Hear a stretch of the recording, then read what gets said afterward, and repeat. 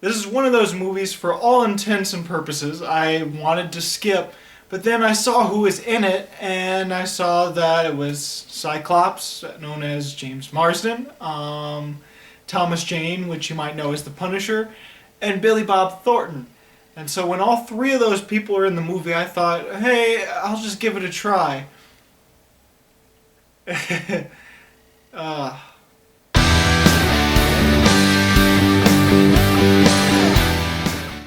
To be quite honest, I'm not sure what exactly I should call this movie.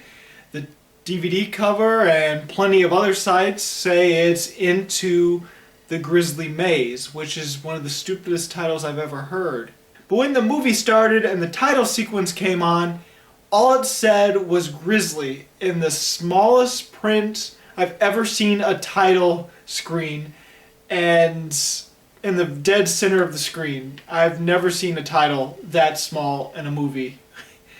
And it almost makes me think that maybe this is supposed to be a remake to the 1975 film Grizzly, which is also about a bear that attacks. In the original, it is a bear that's attacking a national park, attacking tourists, killing them, and just being a nuisance. In this one, it is not a national park, but there are some poachers that kill bears for fun and sell their paws and gallbladders, I guess. And the first victims of this film are these bear poachers that clearly killed way too many bears. There's like 20 black bears and some of them cubs that they seem to have killed. And it's just a pile of bodies. So, quite frankly, these poachers pretty much got what they deserved, and the bear's absolutely angry, and now it's killing anyone that gets in its way. Anyway, on the human side of the story, James Marsden just got out of prison for killing a person, and he goes back to his hometown because he has to do something in the Grizzly Maze, which is this forest full of grizzlies and full of other bears, and it's apparently so dense that even grizzlies get lost in it, hence the name Grizzly Maze.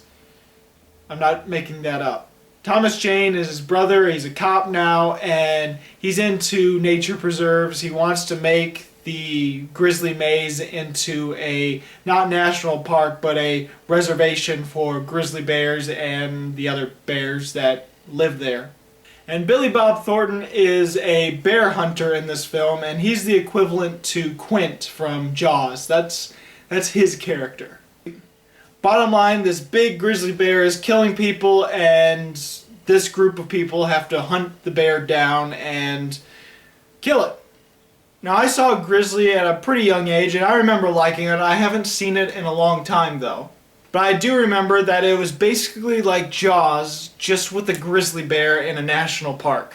For the most part, this movie does have some similarities to Grizzly, which makes me think that it was supposed to be a remake, just done in a modern way and done a little differently to a point where it's its own film. Now listen, this is your basic monster movie where the monster happens to be a real live animal. It's your typical man versus nature film, and if you like that, you might still get a kick out of it. But like I said, it's your very, very typical, very stereotypical, and just, there's nothing really new about this film to encourage you to go see it right now. I mean, it's just, Yeah. What the film does benefit, though, is the actors, and they are some pretty good actors. James Marsden is probably the best, which is great because he's the main character of the film. He's the one that seems to try the most and tries to be the most professional for sure. The two women in this film, which is Thomas Jane's wife and the girl that's in love with James Marsden, these two actresses are really good as well, even though their characters are pretty much only there to be the love interests of our other two characters. Billy Bob Thornton was good as well, but it was a very stereotypical role for him, so much to the point where it felt like he doesn't even need to try to be his just be his normal self that he is in other movies, and you basically get what he's like in this movie. Thomas Jane's the one oddball in this film because, like I said, he's one of the three bigger actors in this film. And he's good for the most part, but there's some weird things that are really off about him in this, or his performance in this movie. First off, towards the beginning of the film, when they're not hunting down the bear, whenever they're not hunting down the bear, it feels like he doesn't want to be in this movie, like he's embarrassed to be in such a movie, and it gets really awkward. I think that helps at the beginning because there's this awkward moment with him and James Marsden of them seeing each other after James Marsden has just come out of jail. And so there's an awkwardness to the brother relationship which actually enhances that aspect. But then there are also times where his accent is like completely different. Throughout the movie, there's like 3 different accents he has. There's an American accent, there's a Canadian accent, and there's something that I couldn't quite place that happens every so often. Just by certain words he says and the inflections. It's one of those movies where I actually could tell that there's something off about a character's accent. And towards the beginning of the film, I actually started rooting for the bear because I felt that it was justified, his killing, because the bear first kills poachers, which clearly shouldn't have been killing so many frickin' bears. Like I said, there was like a pile of like 20 bears, and they got what they deserved. The second victims are these lumberjacks, which, granted, they were just doing their job, but it's their own damn fault when they're chopping trees in the middle of the night. Of course you're not going to be safe. Like, what lumberjack company decides, you know what, we need to chop more trees, let's send 2 guys out there alone and force them to cut down more trees at night? Now, what honestly really got me excited was when it shows the credits and it shows Bart the bear, I thought, holy crap, they're actually using a real bear and it's not going to be CGI. And so I got excited. But then the first scene happens. It shows 2 kids, which are supposed to be younger versions of Thomas Jane and James Marsden. But anyway, it shows the 2 kids in the wood, and the next thing you know, a bear comes and it's huge, and it's clearly a real bear, but there's something really off. It looks like it was CG implanted in post-credits. Like, they filmed a bear in green screen and then placed it in the movie, which, granted, it made sense a little because I don't want a giant bear next to some kid actors. I mean, that seems way too dangerous.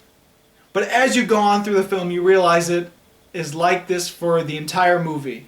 And so there's no real suspense, there's no real sense of danger when you can clearly tell that the bear just isn't there. The bear is real, but it's just not there in the scene with the actual actors. And then the final climax of the film really gets out of hand when they really use CGI bears sporadically through the last conflict of the film, and that got really bad looking.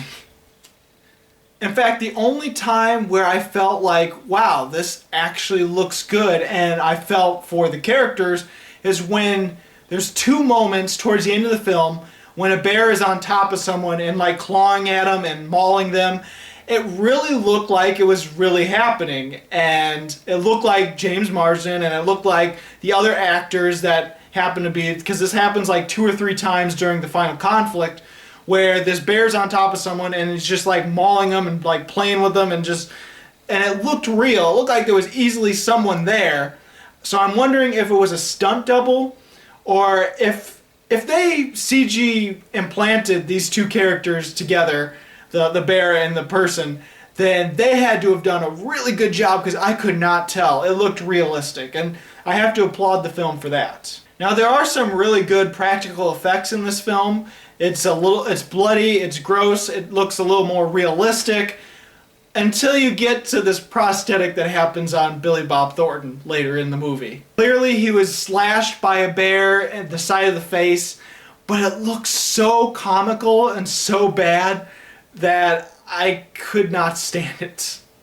The forest that they were in was a bit contradictory as well. There are many times where it looks like they're in a real forest and it looks really good, really neat. And then there are other times where it looks like it's clearly green screen and it looks fakey as hell. And sometimes this will happen within scenes to the point where, okay, that looks real, but they're in the same scene and then later you're like, oh, that looks like green screen because it looks really cartoony.